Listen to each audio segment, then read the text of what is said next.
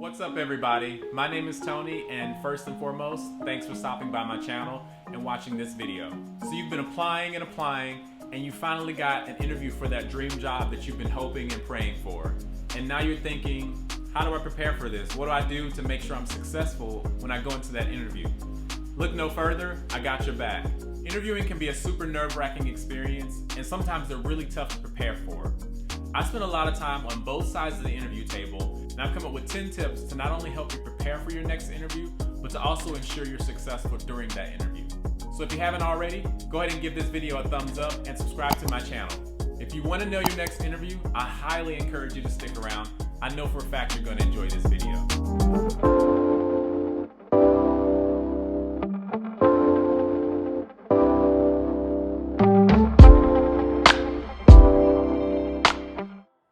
So let's get into it. Tip number 1, do your research. When I say do your research, I'm not meaning just skim the surface about the company. Really get into the history of the company, learn about their values, learn about their culture, talk to people that work there, research them online, and learn as much as you can about that company so that when you go into the interview, you're able to kind of weave your knowledge of that company into your responses. Additionally, study the job requisition that you applied for so that when you go into the interview, you're able to speak wisely about the things that you know they're already looking for, and you can make sure you're aligning your stories and your experiences to the things that are listed in that job rec. Tip number 2, write down one-liners of your experiences. So for those of us who get a little nervous when we go into interviews, myself included, it's really good to write down one-liners that remind you of the stories related to your experience. So for me, here's what that looks like. I'll typically write out one-liners and really important bullet points under each of those so that as I'm telling the story, I ensure that I hit all of my key points. So in the moment when I'm asked questions and my mind decides it wants to go blank, I'm able to refer back to the stories on this list, and it'll jog my memory, and I'm able to jump into the story that's most appropriate for that question. So now that you have your stories written, tip number 3, practice your storytelling.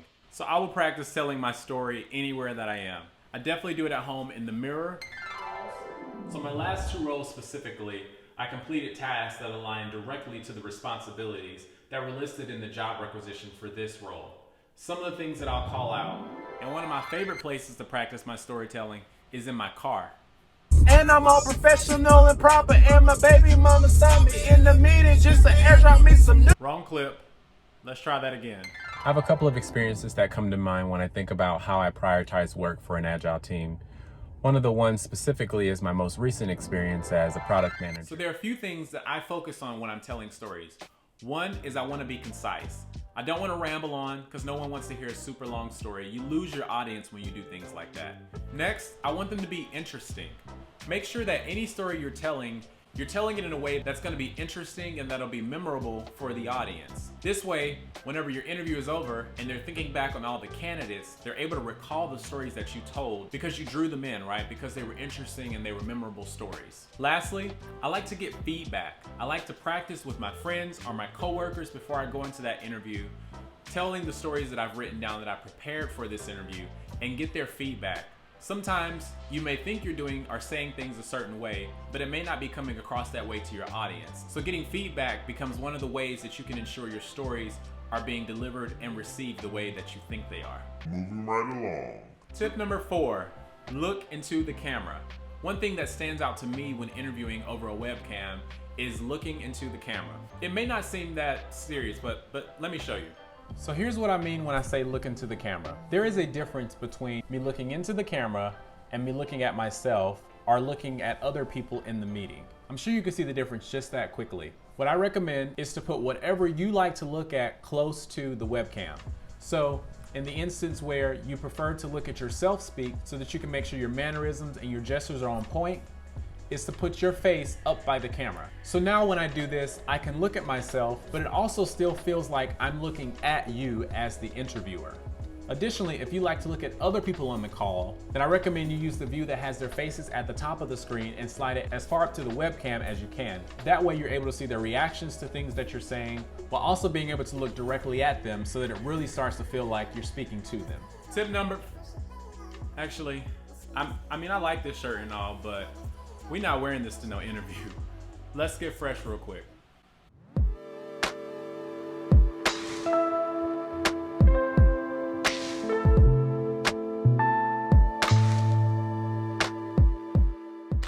fellas, this is your go-to. If you don't know what to wear to an interview, if you don't want to get too, spicy, too fancy, this is home. Black suit, black tie, white shirt. You cannot go wrong with this option.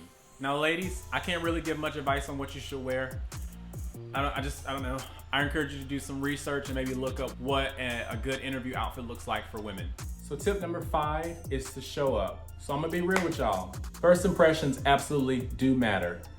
Now, there are a few ways that you can make sure you make a good first impression. One is to be early, right? If you're on a virtual interview, I try to get on there 5 to 10 minutes early, just in case there are any technical difficulties I need to work through with the meeting notice or with my webcam. But if I'm going in person, I like to get there 10 to 15 minutes early. First, it allows for some wiggle room in case there's traffic, but also I like to speak with people when I get to the office. I like to meet the receptionist and introduce myself to people that may be around the office. You never know who in that office is gonna have a hand in whether or not you're selected for the position. And so while you should already be doing this, be intentional about being kind, being courteous, and being respectful to everyone that you encounter when you go in for your interview. Additionally, if you're on a call and you're joining early and people are on there early with you, have a conversation. Start to build connections, authentic connections from the very beginning. Ask them how their day's going. Ask how their weekend was. Use this free time to start to get comfortable speaking with these people. That way you don't have to worry about shaking those nerves off as you get into answering questions related to the job. Also, get rid of distractions. Number 1, this phone. Leave it in the car, turn it off, put it on silent. Do not have it on vibrate because you can feel it vibrating and they can hear it vibrating. Another way to show up and make sure you're making a good first impression is to present yourself how you want to be perceived. For me, what that looks like is 1, of course, being dressed appropriately, doing my best to ensure that my posture exudes the same confidence that my voice does while I'm in that interview. So that means making sure I'm also audible and that you can hear my points clearly. Also ensuring I'm making eye contact with everyone in the room. Do not give special attention to one specific person in that room. What I like to do is pan the room. Give a little here, give a little there, a little to this person, come back over to this person. Make sure everyone feels equally engaged. Tip number 6, bring extra resumes, bring something to take notes in, maybe grab a portfolio with a legal pad on the inside so that you can have extra resumes on hand in case someone needs a copy. Also, once you get to the end and ask your questions, you have something to take notes on. Here's another hint. If you write those stories down and you take them in your notepad, if you get stuck in your interview, you're able to refer back to the one-liners that you wrote to jog your memory on those stories, bring them back to top of mind. Okay, bonus tip, take your time. And I'm gonna show you what that looks like. A lot of times we get into interviews and we feel like as soon as the person is done asking the question, we immediately need to start answering that question. And that is not true. So the first thing you need to do is to be okay with silence. Let them ask the question. Be okay with a little pause of silence there. One way that I'll buy extra time if I need to think more about what answer I wanna give is I'll ask them to repeat the question.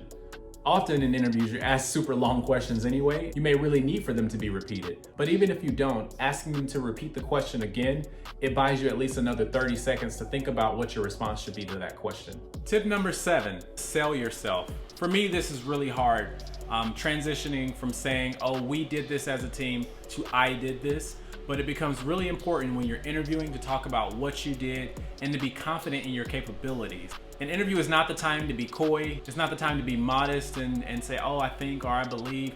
No, an interview is the time to be confident and say, yes, I know that I can do this because XYZ. I'm confident in my ability to do this because of these reasons. An interview is the right time to be your biggest advocate. It's the time to be your biggest champion and to sell yourself and your abilities to the interview panel. Also, once you reach the end of your response, it's okay to check back and say, hey, did I answer your question?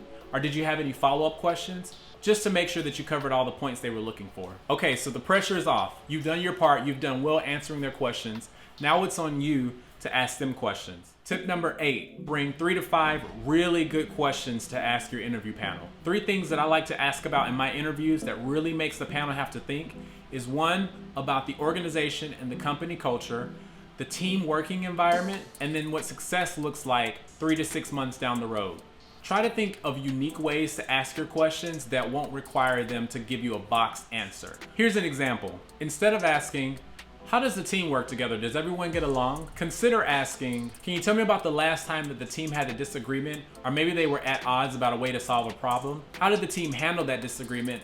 What was the leader's role and how it was handled? And what was the outcome of that? When you ask your questions in this way, you're able to dig into a real life example of how the team works together, how they handle conflict on the team. This speaks to the culture of the team. This speaks to the way that they problem solve. This speaks to who has authority on the team.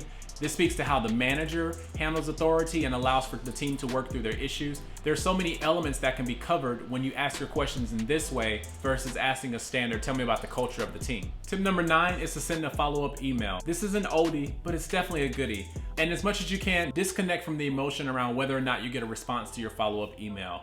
Sometimes you will. Some teams really appreciate you following back up, making sure they have everything that they need to make a decision, and then other teams may never follow back up with you at all. But do it anyway, just in case you're dealing with one of those groups that really appreciates you following back up. Here's an example of a follow-up email that I use to ensure, one, that they know I appreciate their time, but also if they have any additional questions, and I'm happy to provide more information if it'll make their decision-making process a little bit easier. And finally, tip number 10 is to be yourself. Make sure when you interview that you show your personality, that you try your best to relax, and that they get to know who you truly are as a human. Additionally, while you're preparing and when you're in the moment, be focused. I'm a strong advocate for preparation and for performance in the moment. Once you're done, you are done. What's meant to be from that point is just gonna be anyway. So you worrying about it isn't gonna change the outcome. Do your homework, show up in the moment, and then let it go. All right, folks, that's it. Thanks so much for watching this video. So if you haven't already, go ahead and give this video a thumbs up, subscribe to my channel, and for those of you who have them, leave a comment below on a tip that you want to share around how to be successful in an interview. Tell us what's been working for you. Thanks again for watching. I'm about to go get out of this hot suit, but always remember, take a moment and enjoy the lights. Peace.